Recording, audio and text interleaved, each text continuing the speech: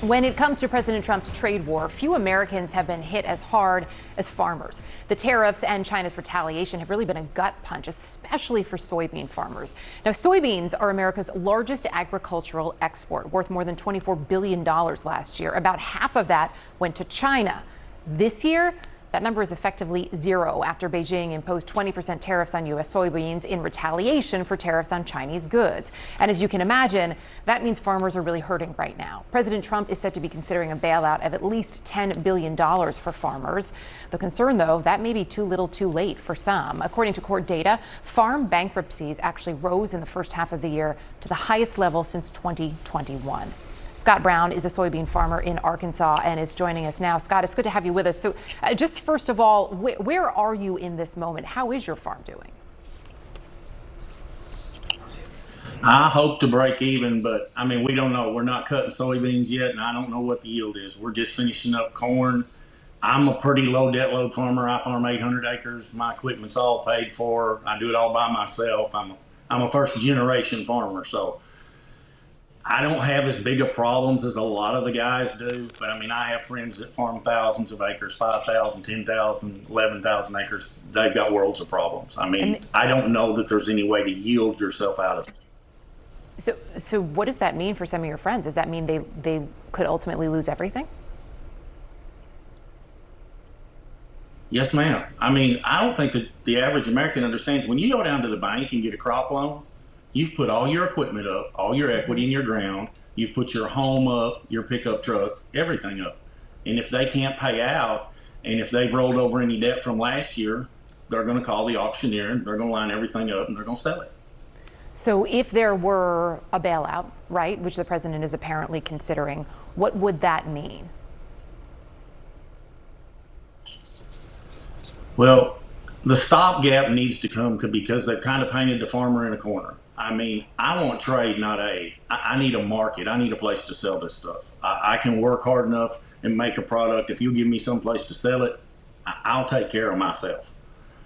But they've painted us in a corner with this China deal and China buying no soybeans. I mean, they've tore our market in half. I mean, if you take the 4 years prior to Trump's first tariff war, the average price of a bushel of soybeans is $12.54.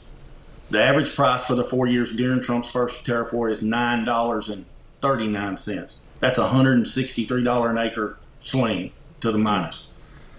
The next 4 years after the tariff war, the average price is $13.59.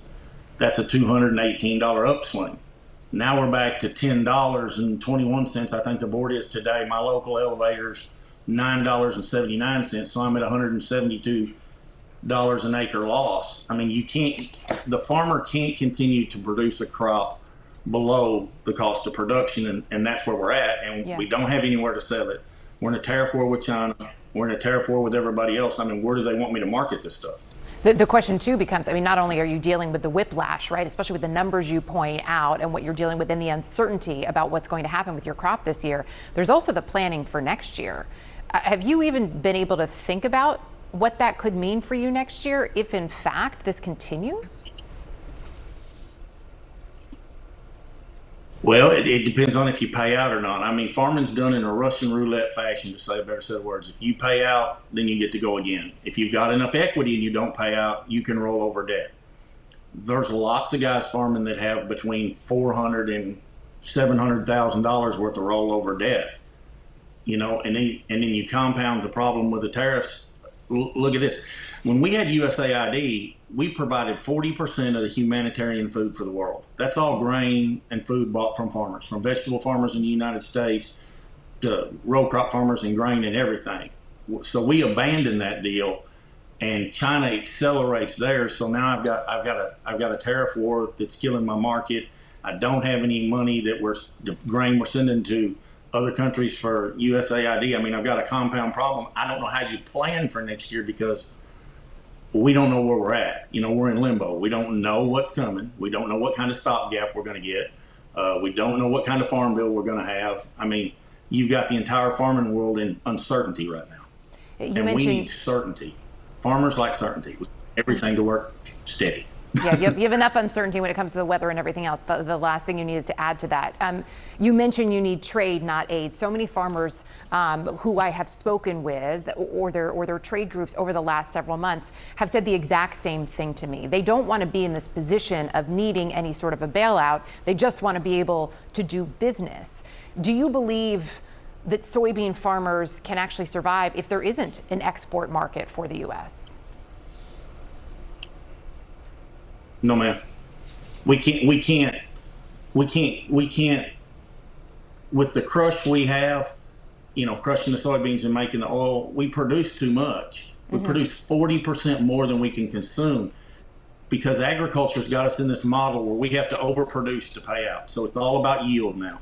And, used to be you yield 150 bushels of corn. Now you yield 300. Well, we yield so much crop that we yield 40% more than we can consume in the United States. So I have to have a market abroad. Otherwise, what are we going to do with the other 40%? Do you think your message and your reality, frankly, is being heard by the president? I hope so. I don't know. I hope he's listening because, agriculture is the backbone of rural America. For every dollar in agriculture, you get $8 in your rural community. We help pay taxes on schools, roads. We're the guys that keeps the parts store open. We're the guys that keeps the local co-op open that 20 guys work at. In the little town I live in, we have a chicken plant, about 600 chicken houses. Except for the school and the hospital, almost our entire town of 7,000 people's economy revolves around agriculture. I think he needs to listen. It's bigger than the farmer. It's all my friends, whether they work in town or anything else. Rural America depends on agriculture. And it doesn't matter if you're in Nebraska or you're in Arkansas.